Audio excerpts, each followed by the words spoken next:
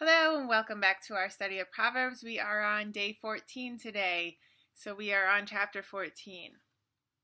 Lady Wisdom builds a lovely home. Sir Fool comes along and tears it down brick by brick. An honest life shows respect for God. A degenerate life is a slap in his face. Frivolous talk provokes a derisive smile.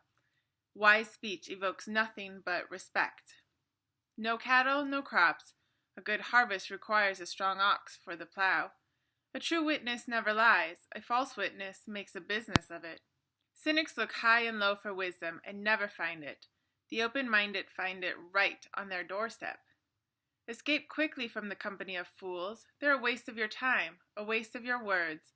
The wisdom of the wise keeps life on track. The foolishness of fools lands them in the ditch.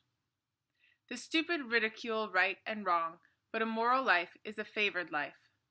The person who shuns the bitter moments of friends will be an outsider at their celebrations. Lives of careless wrongdoing are tumble-down shacks. Holy living builds soaring cathedrals. There's a way of life that looks harmless enough. Look again. It leads straight to hell. Sure, those people appear to be having a good time, but all that laughter will end in heartbreak.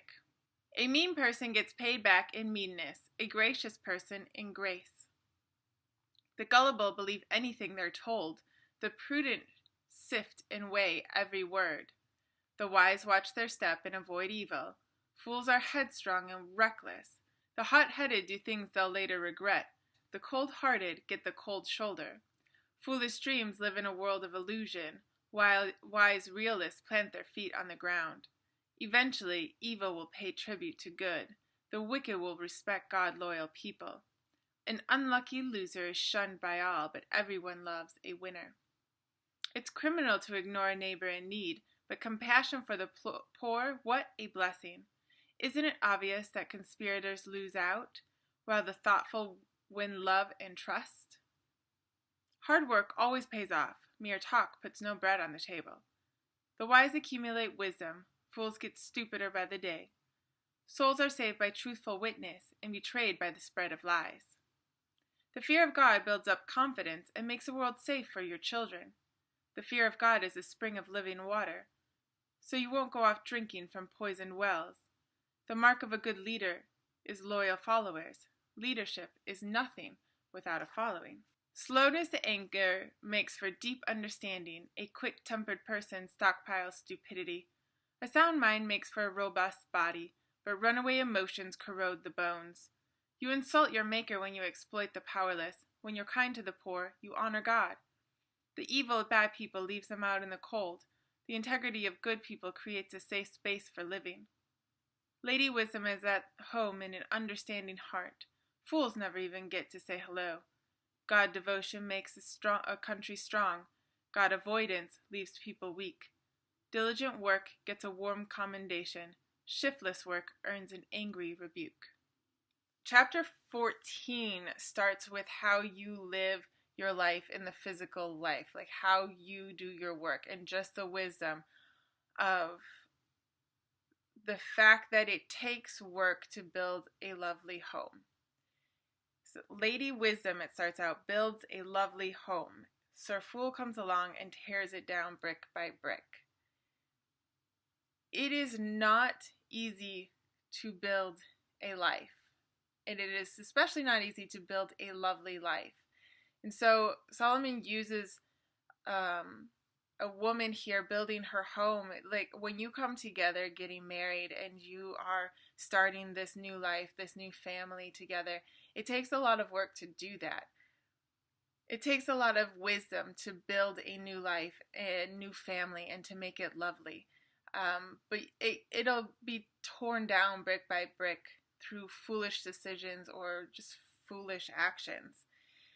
Even down again in verse 4, it says really simply, no cattle, no crops. So back then, again, we're talking about ancient times when people had their farms, their biggest source of income was through animals, was through farming, was through growing their own food. a lot of their own food. So if you don't have cattle, if you don't have the oxen to plow the ground, you're not having any crops. Like that, you can sit on your behind all you want and complain about not having cattle, but they're not going to just magically appear. A good harvest, it goes on, requires a strong ox for the plow. Just simple truth. But it seems like even today people don't know it. If you want to eat, you got to work. Like, you just have to do it. Then there were a couple of verses that I really felt like were connected, and I'll see if you agree with me or if you have a different opinion. Verse 9, the stupid ridicule right and wrong, but a moral life is a favored life. This verse really hit me because I see in our culture right now the desire on some people's part to eliminate the very idea of right and wrong. This idea that whatever wrong we have within ourselves is just part of us, and that we have to tolerate all of us, all the parts of us. Instead of getting ourselves to be better, instead of cutting off that which is immoral in us or that which is wrong in us, or whether it be how we conduct ourselves, how we treat each other, whether it be our ideas, our beliefs, our thoughts, if they are wrong, they're wrong. And this movement to claim that everything about us is okay, it's stupid. It's really, really stupid. There is right and wrong, and those who are trying to blur that line and make it so there really isn't, it's stupid. It's ridiculous. I'm sorry. So that was, I found connected. Let me see if I can find it. To the wise watch their steps and avoid evil. And so this is going along with the idea, the belief that there is right and wrong, there is good and evil, there is light and dark. And if you are wise, you watch yourself and you avoid it. It doesn't mean that sometimes you don't mess up and walk into something. Come on, we all mess up. But you avoid evil as much as possible. You put up your hand and say, no, I'm not going where that evil is. I'm not going where this is leading to. You have to stand up to that. When you see the difference between good and bad and people promoting bad as though it were good, as though there was no difference, you have to stand up. You have to not step into that evil. The fear of God builds up confidence and makes a world safe for your children. And I see this again as the idea that there is right and wrong. There is no blur. Right is not wrong and wrong is not right. No, there are two separate things working in this world. There is good and there is evil. And when you know that there is good and evil, you can then sift through and not step where the evil goes. And that will make the world safe for your kids. And not just your kids, for every kid. When we can sift through and say, no, we're not going here.